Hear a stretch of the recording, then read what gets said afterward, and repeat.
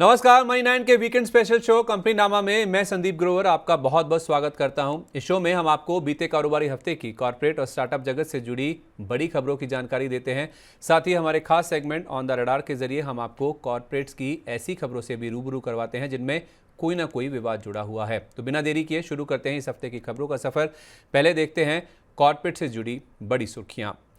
बीते शनिवार यानी 20 जुलाई को जारी पहली तिमाही के नतीजों के साथ एचडीएफसी बैंक के बोर्ड ने कंपनी की सब्सिडरी एचडीबी फाइनेंशियल सर्विसेज को शेयर बाजार में लिस्ट कराने के प्रस्ताव को भी मंजूरी दे दी। एचडीबी फाइनेंशियल सर्विसेज को आईपीओ के जरिए शेयर बाजार में लिस्ट कराया जाएगा। एचडीबी फाइनेंशियल सर्विसेज की पब्लिक लिस्टिंग का यह फैसला आरबीआई के अक्टूबर 2022 के उस आदेश के बाद लिया गया है जिसमें बैंकिंग रेगुलेटर ने बैंकों से जुड़ी अपर लेयर एनबीएफसीज को अलग से लिस्ट कराने को अनिवार्य बनाया था। मार्च 2024 में जारी एक मीडिया रिपोर्ट के मुताबिक एचडीबी फाइनेंशियल सर्विसेज को 9 से 12 अरब डॉलर के वैल्यूएशन मिलने की संभावना है। 22 जुलाई को एचडीएफसी बैंक के शेयर में कमजोर बाजार में भी 2% से ज्यादा की मजबूती के साथ 1642 रुपए के स्तर पर कारोबार का अंत हुआ। अगली खबर, metal and mining company Vedanta ने 2 क्रिटिकल मिनरल ब्लॉक्स का अधिग्रहण किया है। मिनिस्ट्री ऑफ माइंस की ओर से बिक्री के लिए डाले गए इन ब्लॉक्स में से एक कर्नाटक में और दूसरा बिहार में है। बीएसई को दी गई जानकारी के मुताबिक कंपनी को 2 निकल क्रोमियम एंड पीजीई ब्लॉक्स के लिए प्रेफर्ड बिडर यानी पसंदीदा बिडर घोषित किया गया है। 22 जुलाई को कमजोर बाजार में भी वेदांता के शेयर में करीब 2.5% की बढ़त के साथ 450 रुपये 10 पैसे के स्तर पर कारोबार की क्लोजिंग हुई। 25 जुलाई की शाम को खबर थी कि ग्लोबल रेटिंग एजेंसी एस&पी ने कंपनी की लंदन में listed parent company Vedanta resources limited यानी वीआरएल की रेटिंग को CCC+ से बढ़ाकर बी कर दिया है। वहीं आउटलुक को स्टेबल पर बरकरार रखा है। कैपिटल स्ट्रक्चर और लिक्विडिटी में सुधार के चलते एस&पी की ओर से रेटिंग में बदलाव किया गया है। रेटिंग एजेंसी का मानना है कि वीआरएल के पास दिसंबर 2025 तक 1.4 अरब डॉलर की देनदारी चुकाने के लिए पर्याप्त राशि मौजूद है। 26 जुलाई को वेदांता के शेयर में करीब 4% की मजबूती के साथ 447 रुपये 25 पैसे के स्तर पर कारोबारी सत्र का अंत हुआ। तीसरी खबर, देश की सबसे बड़ी तेल गैस उत्पादक कंपनी ओएनजीसी की विदेशी सब्सिडरी कंपनी ओएनजीसी विदेश लिमिटेड यानी ओवीएल ग्लोबल मार्केट्स में अपनी पकड़ लगातार मजबूत कर रही है। इस कड़ी में ओवीएल ने अजरबैजान में 6 करोड़ डॉलर के अतिरिक्त निवेश की घोषणा की है। इस निवेश के जरिए कंपनी ने अजरबैजान ऑयल फील्ड में नॉर्वे की कंपनी इक्विनोर का हिस्सा खरीद लिया है। इस निवेश के बदले में ओवीएल को ऑफशोर अजेरी चिराग गुणशली यानी एसीजी ऑयल फील्ड में 0.615% पार्टिसिपेटिंग इंटरेस्ट या पीआई मिलेगा। इसके अलावा बाकू तबिस्ली केहान यानी बीटीसी पाइपलाइन में 0.737% पीआई भी मिलेगा। 22 जुलाई को ओएनजीसी के शेयर में 0.5% से ज्यादा की मजबूती के साथ 321 रुपये 50 पैसे के स्तर पर कारोबारी सत्र का अंत हुआ।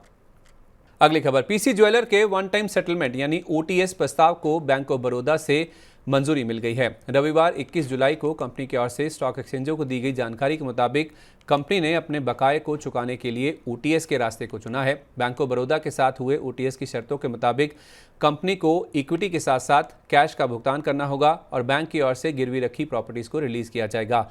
पिछले हफ्ते कंपनी ने इंडसइंड बैंक के साथ भी ऐसा ही एक करार किया था। उससे पहले पीएनबी ने भी 478 करोड़ रुपए के ओटीएस प्रस्ताव को मंजूरी दी थी। बता दें कि पिछले साल फरवरी में कंपनी ने 14 बैंकों के 3,466 करोड़ रुपए के बकाये के भुगतान पर डिफॉल्ट कर दिया था। 22 जुलाई को पीसी ज्वेलर के शेयर में 5% के अपर सर्किट पर 70 रुपये 61 पैसे के स्तर पर कारोबार की क्लोजिंग देखने को मिली। अगली खबर, बैंकिंग रेगुलेटर आरबीआई ने केवी सुब्रमण्यन की फेडरल बैंक के एमडी एंड सीईओ के तौर पर नियुक्ति को मंजूरी दे दी है। बता दें कि केवी सुब्रमण्यन इससे पहले 30 अप्रैल 2024 तक कोटक महिंद्रा बैंक के जॉइंट मैनेजिंग डायरेक्टर थे और फेडरल बैंक में उनका कार्यकाल 23 सितंबर 2024 से शुरू होगा। बैंक के मौजूदा MD and CEO Shyam Srinivasan का कार्यकाल 22 सितंबर 2024 को खत्म हो रहा है, जिसके बाद केवी सुब्रमण्यन की 3 साल के लिए नियुक्ति की गई है। 22 जुलाई को फेडरल बैंक का शेयर 0.5% से ज्यादा की बढ़त लेकर 192 रुपये 62 पैसे के स्तर पर बंद हुआ था। अगली खबर, टाटा समूह की कंपनी टाटा कम्युनिकेशंस को ग्लोबल सेमीकंडक्टर कंपनी एनवीडिया से आर्टिफिशियल इंटेलिजेंस यानी एआई चिप्स का पहला बैच मिल गया है। कंपनी के एमडी एएस लक्ष्मी नारायणन के मुताबिक इस चिप्स की कंपनी में इंटरनल डिप्लॉयमेंट को लेकर शुरुआत भी हो चुकी है। उन्होंने ये भी कहा कि चुनिंदा ग्राहकों को ये चिप्स पहले दी जाएंगी और साल के अंत तक इन चिप्स की अवेलेबिलिटी यानी उपलब्धता बढ़ाई जाएगी। 23 जुलाई को टाटा कम्युनिकेशन के शेयर में हल्की गिरावट के साथ 1,783 रुपये 25 पैसे के स्तर पर कारोबार की समाप्ति देखने को मिली। अगली खबर, 22 जुलाई को कैनफिन होम्स के 10 लाख शेयरों या करीब 0.25% हिस्से की बड़ी बल्क डील हुई। इस बल्क डील के जरिए एसबीआई लाइफ इंश्योरेंस कंपनी ने इस कंपनी के 10 लाख शेयरों को 827 रुपये 94 के भाव पर खरीदा है। 23 जुलाई को कैनफिन होम्स के शेयर में करीब आधा % की गिरावट के साथ 840 रुपये 50 पैसे के स्तर पर कारोबार का अंत हुआ। हालांकि इंटरडे में शेयर 792 रुपये 95 पैसे तक भी लुढ़क गया था। अगली खबर, 23 जुलाई को हुई बैठक में टाटा ग्रुप की एफएमसीजी कारोबार से जुड़ी कंपनी टाटा कंज्यूमर के बोर्ड ने राइट्स इशू के जरिए करीब 3000 करोड़ रुपए जुटाने को मंजूरी दे दी है। ये इशू 5 अगस्त से 19 अगस्त तक खुला रहेगा। इस इशू के जरिए कंपनी की 818 रुपए के भाव पर 3 करोड़ 66 लाख शेयर जारी करने की योजना है। राइट्स इशू का प्राइस मंगलवार 23 जुलाई की 1256 रुपये 90 पैसे की क्लोजिंग से करीब 35% के डिस्काउंट पर है। इस इशू के जरिए कंपनी की ओर से 3000 करोड़ रुपए जुटाए जाएंगे। ये शेयर 1:26 के अनुपात में जारी किए जाएंगे, यानी कि कंपनी के मौजूदा शेयरधारकों को हर 26 शेयरों के बदले में एक राइट्स शेयर जारी किया जाएगा। इस राइट्स इशू की रिकॉर्ड डेट 27 जुलाई तय की गई है, यानी कि 27 जुलाई को जिन शेयरधारकों के डीमैट अकाउंट में टाटा कंज्यूमर के 26 शेयर होंगे वो 818 रुपये पर एक शेयर पाने के हकदार होंगे। 23 जुलाई को खबर आने से पहले टाटा कंज्यूमर के शेयर में करीब 4.5% की मजबूती के साथ 1258 रुपये के स्तर पर क्लोजिंग हुई, पर 24 जुलाई को खबर आने के बाद शेयर करीब 2% गिरकर 1233 रुपये के स्तर पर बंद हुआ था। अगली खबर, पेटीएम की पेरेंट कंपनी 197 कम्युनिकेशंस ने एक्सिस बैंक के साथ करार किया है। इस करार के बाद अब पेटीएम एक्सिस बैंक के मर्चेंट नेटवर्क को पीओएस सॉल्यूशंस और इलेक्ट्रॉनिक डेटा कैप्चर यानी ईडीसी डिवाइस देगी। पेटीएम की ईडीसी मशीन सॉफ्टवेयर के साथ आती है, जिसके जरिए inventory management, invoice generation, promotions and discounts, sales tracking and reporting और सीआरएम समेत हर तरह की स्टोर मैनेजमेंट सर्विसेज मिलती हैं। कंपनी के फाउंडर और सीईओ विजय शेखर शर्मा का कहना है कि बैंक के साथ इस पार्टनरशिप के जरिए जहां एक और व्यापारियों को काम करने में और अपना कारोबार बढ़ाने में सहूलियत होगी, वहीं दूसरी ओर पेटीएम की रीच बढ़ेगी और कस्टमर इंगेजमेंट मजबूत होगा। 24 जुलाई को पेटीएम के शेयर में करीब आधा % की गिरावट के साथ 455 रुपये 50 पैसे पर और एक्सिस बैंक के शेयर में करीब 2% की गिरावट के साथ 1240 रुपये 20 पैसे के स्तर पर कारोबार की क्लोजिंग हुई। 26 जुलाई को खबर थी कि सरकार ने कंपनी के पेमेंट एग्रीगेटर बिजनेस में एफडीआई के प्रस्ताव को मंजूरी दे दी है। इस मंजूरी के बाद फाइनेंशियल सर्विसेज सेक्रेटरी ने घोषणा की है कि पेटीएम अब पेमेंट एग्रीगेटर लाइसेंस के लिए आरबीआई से मंजूरी के लिए आवेदन दे सकती है। इस आवेदन को लेकर आरबीआई की ओर से आगे मूल्यांकन किया जा सकता है। चीन की कंपनी एंड ग्रुप की इसमें हिस्सेदारी होने के चलते ये मामला 2022 से अटका हुआ था, लेकिन पिछले कुछ महीनों में एंड ग्रुप की ओर से हिस्सा घटाने से सरकार ने अपने रुख में नरमी की है। 26 जुलाई को पेटीएम के शेयर में 10% के ऊपरी सर्किट पर 509 रुपये 55 पैसे के स्तर पर कारोबार का अंत हुआ। अगली खबर, बुधवार 24 जुलाई को जारी पहली तिमाही के नतीजों के साथ मुरुगप्पा ग्रुप की कंपनी सीजी पावर के बोर्ड ने जीजी ट्रॉनिक्स इंडिया यानी जीजीटी की 55% हिस्सेदारी खरीदने को भी मंजूरी दे दी। ये हिस्सेदारी 319 करोड़ रुपए की रकम में खरीदी जाएगी। ये सौदा 23 अगस्त से पहले पूरा होने की उम्मीद है। यह अधिग्रहण सीजी पावर की अपने रेलवे प्रोडक्ट पोर्टफोलियो के विस्तार की स्ट्रेटेजिक मंशा के तहत किया गया है। बता दें कि 2003 में स्थापित जीजीटी को रेलवे ट्रांसपोर्टेशन सेक्टर में कवच समेत electronic safety, embedded signalling system के डिजाइन, मैन्युफैक्चर, सप्लाई और इंस्टॉलेशन की महारत हासिल है। 24 जुलाई को सीजी पावर के शेयर में कमजोर बाजार में भी 3.5% की मजबूती के साथ करीब 700 रुपये के स्तर पर कारोबार की समाप्ति देखने को मिली। अगली खबर, ग्लेनमार्क लाइफ साइंसेज के लिए इस हफ्ते एक बुरी खबर आई। खबर यह है कि गुजरात पोल्यूशन कंट्रोल बोर्ड ने कंपनी को अपनी अंकलेश्वर यूनिट में उत्पादन बंद करने का निर्देश जारी किया है। गुजरात पोल्यूशन कंट्रोल बोर्ड ने कंपनी को पर्यावरण को हुई हानि के चलते अंतरिम हर्जाना जमा करने के लिए भी कहा है। गुजरात पोल्यूशन कंट्रोल बोर्ड के निर्देश के बावजूद 25 जुलाई को ग्लेनमार्क लाइफ के शेयर में करीब 4% की तेजी के साथ कारोबार की समाप्ति 887 के स्तर पर देखने को मिली। अगली खबर, गुरुवार 26 जुलाई को आरबीएल बैंक के 4 करोड़ 78 लाख शेयरों यानी करीब 8% हिस्से की बड़ी ब्लॉक डील हुई। 228 रुपये 8 पैसे के भाव पर हुए इस सौदे की वैल्यू 1091 करोड़ रुपए आंकी गई है। इस ब्लॉक डील के जरिए बेरिंग पी यानी इक्विटी एबी की सहयोगी कंपनी मेपल टू बीवी ने अपनी पूरी हिस्सेदारी बेच दी है, क्योंकि जून अंत तक इक्विटी एबी के पास इस कंपनी की 7.9% हिस्सेदारी थी। इस ब्लॉक डील के जरिए मॉर्गन स्टैनली एशिया सिंगापुर ने 228 रुपये पर 1.25 करोड़ शेयर और सोसाइटी जनरल ने भी 228 रुपये पर ही 70,93,000 शेयर खरीदे हैं। 25 जुलाई को आरबीएल बैंक का शेयर 3% से ज्यादा की गिरावट लेकर 230 रुपये 65 पैसे के स्तर पर बंद हुआ था। अगली खबर, बुधवार 24 जुलाई को वीएसटी इंडस्ट्रीज के शेयरों में बड़ी बल्क डील हुई, जिसके बाद शेयर में 17% तक की बड़ी गिरावट भी देखने को मिली थी। इस बल्क डील में राधाकृष्ण दमानी यानी आर.के. दमानी साहब ने 2,62,62,000 शेयरों को यानी 0.2% हिस्से की बिकवाली की है। 4,102 रुपये प्रति शेयर के भाव पर आर.के. दमानी जी ने 107 करोड़ रुपए में अपनी हिस्सेदारी बेची है। हालांकि बल्क डील की डिटेल्स आने के बाद 25 जुलाई को वीएसटी इंडस्ट्रीज के शेयर में 3% की मजबूती के साथ करीब 4,000 रुपए के स्तर पर कारोबारी सत्र की क्लोजिंग देखने को मिली, क्योंकि 25 जुलाई को पहली तिमाही के नतीजों को लेकर बोर्ड बैठक होने वाली थी, जिसमें बोनस इशू पर भी बोर्ड पर विचार किया जाने वाला था। अगली खबर, देश की एकमात्र लिस्टेड स्टॉक एक्सचेंज बीएसई के लिए सेबी की ओर से इस हफ्ते एक अच्छी खबर आई। मार्केट रेगुलेटर सेबी ने बीएसई को सुपरवाइजरी बॉडी के रूप में मान्यता दे दी है। रिसर्च एनालिस्ट और इन्वेस्टमेंट एडवाइजर्स के लिए बीएसई को सुपरवाइजरी बॉडी के रूप में मान्यता दी गई है। बीएसई के पास 25 जुलाई 2024 से अगले 5 साल तक के लिए यह पोजीशन रहेगी। सेबी के इस फैसले के बाद अब बीएसई की ओर से रिसर्च एनालिस्ट और इन्वेस्टमेंट एडवाइजर्स के लिए बायलॉस बनाए जाएंगे। साथ ही इनके लिए सर्कुलर्स, स्टैंडर्ड ऑपरेटिंग प्रोसीजर्स यानी एसओपीज और फ्रीक्वेंटली आस्क्ड क्वेश्चंस यानी एफएक्यूज इत्यादि भी जारी किए जाएंगे। 25 जुलाई को बीएसई के शेयर में 2.5% की मजबूती के साथ 2,474 रुपये 45 पैसे के स्तर पर कारोबारी सत्र का अंत देखने को मिला।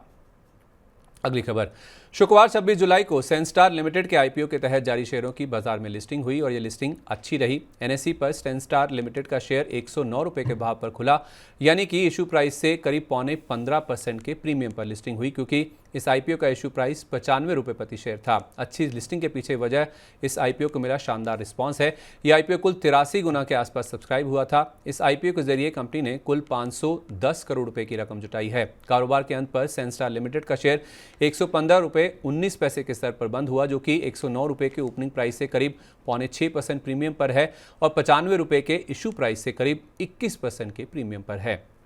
अगली खबर, शुक्रवार 26 जुलाई को खबर थी कि टेलीकॉम टावर्स लगाने वाली देश की सबसे बड़ी कंपनी इंडस टावर्स के बोर्ड ने 30 जुलाई को बोर्ड बैठक होने वाली है। इस बोर्ड बैठक में पहली तिमाही के नतीजों के साथ साथ शेयर बायबैक के प्रस्ताव पर भी बोर्ड की ओर से विचार किया जाएगा। अगर शेयर बायबैक के प्रस्ताव को बोर्ड से मंजूरी मिलती है तो करीब 8 साल में कंपनी की ओर से ये पहला बायबैक होगा। आपको बता दें कि भारतीय एयरटेल के पास इस कंपनी की करीब 48% हिस्सेदारी थी और जून में ब्लॉक डील के जरिए कंपनी ने इंडस टावर्स की अतिरिक्त 1% हिस्सेदारी खरीदी है। वहीं जून में ही वोडाफोन आइडिया की पेरेंट कंपनी वोडाफोन पीएलसी ने करीब 15,300 करोड़ रुपए में अपनी 18% हिस्सेदारी इस कंपनी में बेच दी थी। 26 जुलाई को इंडस टावर्स के शेयर में करीब 5% की मजबूती के साथ 446 रुपए के स्तर पर कारोबार की क्लोजिंग देखने को मिली और दिन के दौरान शेयर ने 447 रुपए 35 पैसे की रिकॉर्ड ऊंचाई को भी छुआ था। अगली खबर, शुक्रवार 26 जुलाई को रियल एस्टेट कारोबार से जुड़ी कंपनी सोबा लिमिटेड के करीब 47,40,000 शेयरों या 5% हिस्से की बड़ी ब्लॉक डील हुई।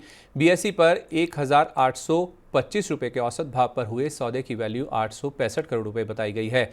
मीडिया रिपोर्ट्स के मुताबिक गोदरेज फैमिली के मालिकाना अधिकार वाली एनामुडी रियल एस्टेट एलएलपी की ओर से इस ब्लॉक डील में 5% हिस्सेदारी बेची गई है। बता दें कि गोदरेज फैमिली के पास सोबा लिमिटेड की 9.9% हिस्सेदारी थी। 26 जुलाई को सोमा लिमिटेड के शेयर में करीब 3.25% की गिरावट के साथ 1,801 रुपये 85 पैसे के स्तर पर कारोबार की समाप्ति देखने को मिली। अगली खबर, देश की दिग्गज दवा कंपनियों में से एक मैनकाइंड फार्मा ने भारत सेरम्स एंड वैक्सीन्स यानी बीएसवी के अधिग्रहण की घोषणा की है। 13,630 करोड़ रुपए की एंटरप्राइज वैल्यू में एडवेंट इंटरनेशनल से भारत सेरम्स एंड वैक्सीन्स की 100% हिस्सेदारी खरीदी जाएगी। एंटरप्राइज वैल्यू में इक्विटी के साथ साथ कर्ज की रकम भी शामिल होती है। यह अधिग्रहण अगले 3 से 4 महीने में पूरा होने का अनुमान है। इस अधिग्रहण से Mankind Pharma Indian women's health and fertility drug market में मार्केट लीडर बन जाएगी, क्योंकि इस डील से कंपनी को क्रिटिकल केयर में इस्तेमाल होने वाले हाई एंट्री बैरियर प्रोडक्ट्स का एक्सेस मिलेगा और इन प्रोडक्ट्स के साथ साथ कंपनी को कॉम्प्लेक्स R&D टेक प्लेटफॉर्म्स का भी एक्सेस मिलेगा। 26 जुलाई को कारोबार के अंत में मैनकाइंड फार्मा के शेयर में 3.5% की गिरावट के साथ 2,069 रुपये 40 पैसे के स्तर पर कारोबारी सत्र की क्लोजिंग देखने को मिली। अगली खबर, टेक्समैको रेल ने गुरुवार 25 जुलाई की शाम को जिंदल रेल इंफ्रा लॉजिस्टिक्स यानी JRIL की 100% हिस्सेदारी खरीदने की घोषणा की है। यह अधिग्रहण कंपनी की ओर से एक स्ट्रेटेजिक कदम है, जिसके जरिए कंपनी के रोलिंग स्टॉक बिजनेस का विस्तार होगा। दोनों कंपनियों के बीच 615 करोड़ रुपए की रकम में यह सौदा तय हुआ है, जो कि भारत की रोलिंग स्टॉक इंडस्ट्री में अब तक का सबसे बड़ा अधिग्रहण है। अधिग्रहण की खबर के चलते 26 जुलाई को टेक्समैको रेल के शेयर में करीब 0.5% की गिरावट के साथ 274 रुपये 94 पैसे के स्तर पर कारोबार की क्लोजिंग हुई। अगली खबर, पिट्टी इंजीनियरिंग ने दक्षिण फाउंड्री प्राइवेट लिमिटेड यानी DFPL के अधिग्रहण के लिए करार किया है। यह अधिग्रहण 153.12 करोड़ रुपए की रकम में किया जाएगा। 153 करोड़ रुपए की इस रकम में बिजनेस के साथ साथ वर्किंग कैपिटल भी शामिल है। पिट्टी इंजीनियरिंग की ये अधिग्रहण अगले 15 दिन में पूरा करने की योजना है। पिट्टी इंजीनियरिंग का मानना है कि इस अधिग्रहण से कंपनी की उत्पादन क्षमता के साथ साथ ऑपरेशनल स्ट्रेंथ भी बढ़ेगी। बता दें कि DFPL के पास 42.71 करोड़ रुपए की कैश और बैंक बैलेंस है और 30 जून तक कंपनी पर कोई कर्ज नहीं था, यानी कि ये कंपनी पूरी तरह से डेट फ्री है। अधिग्रहण की खबर आने के बाद 26 जुलाई को पिट्टी इंजीनियरिंग के शेयर में करीब 1% की बढ़त के साथ 1,200 रुपये के स्तर पर कारोबार की समाप्ति देखने को मिली। तो इसी के साथ बीते कारोबारी हफ्ते की कॉर्पोरेट जगत से जुड़ी बड़ी सुर्खियां यहीं खत्म होती हैं और अब रुख करते हैं कॉर्पोरेट जगत की ऐसी खबरों का जिनमें कोई ना कोई विवाद जुड़ा हुआ है, हमारे खास सेगमेंट के जरिए जिसका नाम है ऑन द रडार। और आपको ले चलते हैं पहली खबर की तरफ। RIL और वॉल्ट डिज्नी के भारत के एंटरटेनमेंट कारोबार के मर्जर को लेकर कंपटीशन कमीशन ऑफ इंडिया यानी CCI बड़ी सख्ती बरत रहा है। दरअसल $8.5 अरब के इस मर्जर को लेकर CCI ने अपनी जांच का दायरा बढ़ा दिया है। मीडिया रिपोर्ट्स के मुताबिक इस मर्जर डील को लेकर CCI ने रिलायंस इंडस्ट्रीज और वॉल्ट डिज्नी से करीब 100 सवाल पूछे हैं। इन सवालों की सूची में डील के बाद स्पोर्ट्स से जुड़े अधिकार का भी जिक्र किया गया है। 22 जुलाई को RIL के शेयर में करीब 3.5% की गिरावट के साथ 3,004 रुपये के स्तर पर ट्रेडिंग सत्र का अंत हुआ। हालांकि इंटरडे में शेयर 2,998 रुपये 55 पैसे यानी 3,000 के नीचे भी फिसल गया था। अगली खबर, हीरो मोटोकॉर्प के चेयरमैन पवनकांत मुंजाल को इस हफ्ते दिल्ली हाईकोर्ट से बड़ी राहत मिली है। दरअसल दिल्ली हाईकोर्ट ने पवनकांत मुंजाल को जारी हुए समन को खारिज कर दिया है। दरअसल ये मामला मनी लॉन्ड्रिंग की जांच से जुड़ा है और कंपनी नामा के एपिसोड नंबर 85 में हमने आपको बताया था कि प्रवर्तन निदेशालय यानी ED ने इस मामले की जांच के तहत हीरो मोटोकॉर्प के एग्जीक्यूटिव चेयरमैन पवनकांत मुंजाल के साथ साथ हेमंत दहिया और KR रमन के दिल्ली और गुरुग्राम में स्थित घर और ऑफिस पर 1 अगस्त 2023 को छापेमारी की है। छापेमारी की यह कार्रवाई PMLA के प्रावधानों के तहत की गई। मुंजाल के एक नज़दीकी व्यक्ति के खिलाफ राजस्व खुफिया निदेशालय यानी DRI की शिकायत के आधार पर यह जांच की गई थी। इस व्यक्ति के खिलाफ अघोषित विदेशी मुद्रा रखने का आरोप था। इस छापेमारी में PK मुंजाल समेत अन्य के घर और ऑफिस से ED ने करीब 25 करोड़ रुपए की देशी विदेशी करेंसी और गोल्ड डायमंड के गहने जब्त किए थे। इसके अलावा जांच एजेंसी ने हार्ड डिस्क, मोबाइल और कुछ डॉक्यूमेंट्स भी जब्त किए थे। 24 जुलाई को हीरो मोटोकॉर्प का शेयर करीब 1.5% की गिरावट लेकर 5,440 रुपये के स्तर पर बंद हुआ था। अगली खबर, कल्याणी ग्रुप के कारोबार को लेकर चल रहे पारिवारिक झगड़े का जल्द ही अंत हो सकता है। भारत फूड्स के मैनेजिंग डायरेक्टर बाबा कल्याणी और उनकी बहन सुगंधा हिरेमत अपने परिवार के ट्रस्ट यानी कल्याणी फैमिली ट्रस्ट की ओर से कंट्रोल की जा रही संपत्तियों को लेकर चल रहे विवाद को सुलझा सकते हैं और ये समझौता कोर्ट की निगरानी वाले मध्यस्थता के रास्ते से होने की संभावना है। दरअसल आपसी समझौते से विवाद को सुलझाने के लिए सुगंधा हिरेमत के दोनों बच्चों समीर हिरेमत और उनकी बहन पल्लवी स्वादी ने कोर्ट से गुजारिश की थी। हालांकि बाबा कल्याणी के वकील ने हिरेमत परिवार के साथ समझौते की बातचीत का विरोध किया था, पर कोर्ट ने हिरेमत परिवार की इस गुजारिश को मान लिया है। माना जा रहा है कि समझौते की बातचीत के लिए कोर्ट की ओर से एक स्पेशल कमेटी का गठन किया जाएगा और दोनों परिवारों को विवाद सुलझाने के लिए 60 दिन यानी 2 महीने का समय मिलेगा। 24 जुलाई को भारत फूड्स के शेयर में करीब 0.5% की गिरावट के साथ 1,591 रुपये 30 पैसे के स्तर पर और कल्याणी स्टील्स के शेयर में 1% से ज़्यादा की बढ़त के साथ कारोबार की समाप्ति देखने को मिली। तो कॉर्पोरेट जगत से जुड़ी इस हफ्ते की तमाम बड़ी खबरें हमने आपके सामने रख दी हैं। अब आगे बढ़ते हैं और बात करते हैं स्टार्टअप स्पेस की स्टार्टअप अपडेट में और चलते हैं पहली खबर की तरफ। वित्त मंत्री निर्मला सीतारमण ने बजट 2024-25 में स्टार्टअप्स को बड़ी राहत दी है। वित्त मंत्री ने बजट स्पीच में बड़ा ऐलान करते हुए एंजल टैक्स को पूरी तरह से खत्म कर दिया है। एंजल टैक्स को देश में साल 2012 में लागू किया गया था। ये टैक्स उन अनलिस्टेड बिजनेस पर लागू होता है जो डेवलपमेंट फेज में निवेशकों से फंडिंग हासिल करते हैं। जब कोई स्टार्टअप डेवलपमेंट फेज में किसी निवेशक से फंडिंग हासिल करता था तो वो इस पर भी टैक्स चुकाता था। स्टार्टअप लंबे टाइम से इसे हटाने की मांग कर रहे थे। दरअसल इस टैक्स को लेकर असली दिक्कत तब होती थी जब किसी स्टार्टअप को मिलने वाले इन्वेस्टमेंट उसकी फेयर मार्केट वैल्यू से भी ज़्यादा होती थी। इस सिचुएशन में स्टार्टअप्स को 30.9% तक टैक्स चुकाना पड़ता था। माना जा रहा है कि इस टैक्स को खत्म किए जाने से देश के स्टार्टअप्स को फंडिंग हासिल करने में अब आसानी होगी। अगली खबर, खुद के खिलाफ दिवालिया प्रक्रिया शुरू होने की चुनौती का सामना कर रही एडटेक कंपनी बायजूस के सीईओ बायजू रविंद्रन ने बड़ा बयान दिया है। रॉयटर्स की एक रिपोर्ट के मुताबिक उन्होंने कोर्ट में कहा कि अगर कंपनी के खिलाफ दिवालिया प्रक्रिया शुरू हुई तो उसे टोटल शटडाउन का सामना करना पड़ सकता है, यानी कि अपनी सेवाओं को पूरी तरह से बंद करना पड़ सकता है। ऐसा इसलिए क्योंकि दिवालिया प्रक्रिया शुरू होने पर कंपनी के हजारों कर्मचारियों को जबरन अपनी नौकरी से इस्तीफा देना पड़ेगा। यही नहीं, अपने ऑनलाइन प्लेटफॉर्म्स के रखरखाव के लिए अहम सेवाएं देने वाले वेंडर्स कंपनी को डिफ़ॉल्ट घोषित कर सकते हैं। पिछले एपिसोड में हमने आपको बताया था कि एनसीएलटी ने बायजूस की parent company think and learn private limited के खिलाफ दिवालिया प्रक्रिया शुरू करने की मंजूरी दी है। ये मंजूरी भारतीय क्रिकेट बोर्ड यानी बीसीसीआई की ओर से दिए गए आवेदन के बाद दी गई है। स्पॉन्सरशिप से जुड़ी 158 करोड़ रुपए की वसूली नहीं होने के बाद बीसीसीआई ने पिछले साल सितंबर में बायजूस के खिलाफ एनसीएलटी में दिवालिया प्रक्रिया के लिए आवेदन किया था, जिसे एनसीएलटी ने पिछले हफ्ते मान लिया है। अगली खबर, e commerce company Amazon India quick commerce में एंट्री लेने की प्लानिंग कर रही है। दरअसल इस कंपनी की आईपीओ की तैयारी में जुटी स्विगी की क्विक कॉमर्स बिजनेस इंस्टामार्ट में हिस्सा खरीदने की योजना है। इंस्टामार्ट में निवेश को लेकर दोनों कंपनियों की बातचीत चल रही है, पर फिलहाल इस बारे में ना तो अमेजॉन की ओर से और ना ही स्विगी की ओर से कोई ऑफिशियल बयान जारी किया गया है। स्विगी ने हाल ही में 10,000 करोड़ रुपए से ज़्यादा के आईपीओ के लिए सेबी के पास दस्तावेज जमा किए हैं। अमेजॉन इंडिया ने स्विगी के प्री आईपीओ प्लेसमेंट में हिस्सेदारी लेने या इंस्टामार्ट को खरीदने दोनों में रुचि दिखाई है। असल में अमेजॉन भारत में तेजी से उभरते क्विक कॉमर्स बाजार में अपॉर्चुनिटी देख रही है। उनकी सबसे बड़ी कॉम्पिटिटर फ्लिपकार्ट भी खुद का quick commerce service Flipkart minutes लेके आने वाली है। इसके अलावा रिलायंस भी क्विक कॉमर्स सर्विस लाने की तैयारी में जुटी हुई है। तो इसी के साथ कंपनी नामा के आज के एपिसोड में बस इतना ही। इस हफ्ते का शो आपको कैसा लगा, नीचे कमेंट बॉक्स में अपनी राय हमारे साथ जरूर शेयर करें। अगर आपको हमारा इस हफ्ते का शो अच्छा लगा है तो अपने मित्र, सहयोगी, रिश्तेदारों को भी इस वीडियो का लिंक जरूर शेयर करें। तो अगले शनिवार की शाम को आपसे फिर मुलाकात होगी इसी समय नई खबरों के साथ। तब तक आप जुड़े रहिए मनी 9 के साथ। नमस्कार, शुभ रात्रि।